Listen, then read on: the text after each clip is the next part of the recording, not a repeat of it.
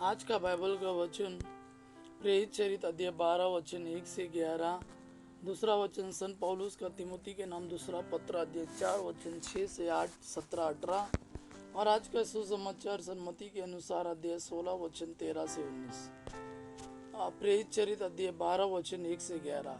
उस समय राजा हेरोद ने कलीसिया के कुछ सदस्यों पर अत्याचार किया।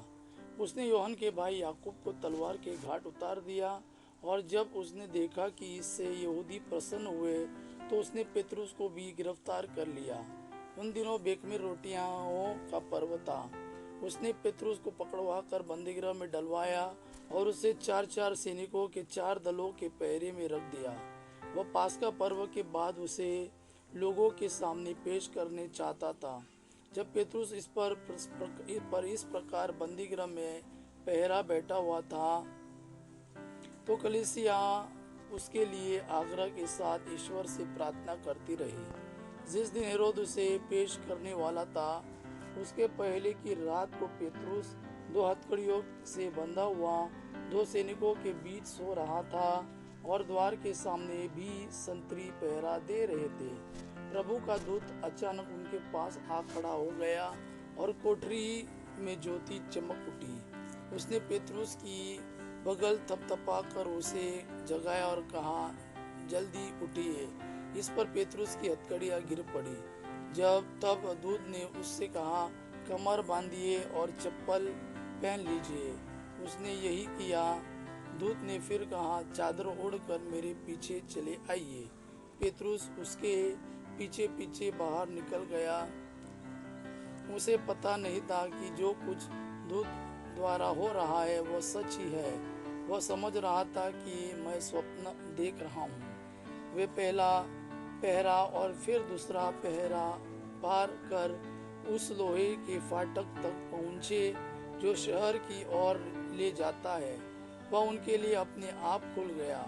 वे बाहर निकलकर गली के छोर तक आए कि दूत अचानक उसे छोड़कर चला गया। तब पेतरुस होश में आकर बोल उठा, अब मुझे निश्चय हो गया कि प्रभु ने अपने दूत को भेजकर मुझे हेरोद के पंजे से छुड़ाया और यहूदियों की सारी आशाओं पर पानी फेर दिया है। दूसरा वचन संत पौलुस का तिमोथी के नाम दूसरा पत्र अध्याय 4 वचन 6 से 8, 17 से 18। मैं प्रभु को अर्पित किया जा रहा हूँ। मेरे चले जाने का समय आ गया है। मैं अच्छी लड़ाई लड़ चुका हूँ, अपनी दौड़ पूरी कर चुका हूँ और पूर्ण रूप से ईमानदार रहा हूँ। अब मेरे लिए धार्मिकता का वह मुकुट तैयार है जिसे न्यायी विचारपति प्रभु मुझे उस दिन प्रदान करेंगे। मुझको ही नहीं बल्कि उन सबको जिन्होंने प्रेम के साथ उनके प्रकट होने के लिए दिन की प्रतीक्षा की है। परंतु प्रभु ने मेरी सहायता की और मुझे बल प्रदान किया, जिससे मैं सुसमाचार का प्रचार कर सकूं और सभी राष्ट्र उसे सुन सके। मैं सिंह के मुंह से बच निकला। प्रभु मुझे दुष्टों के हर फंदे से छुड़ाएगा। वह मुझे सुरक्षित रखेगा और अपने स्वर्ग राज्य तक पहुंचा देगा। उसी को अनंत काल तक महिमा। आमीन। आज का सुसमाचार सन्मति के अनुसार अध्याय 16 वचन 13 से 19। ईसा ने कैसरिया फिलिपी प्रदेश पहुंचकर अपने शिष्यों से कहा।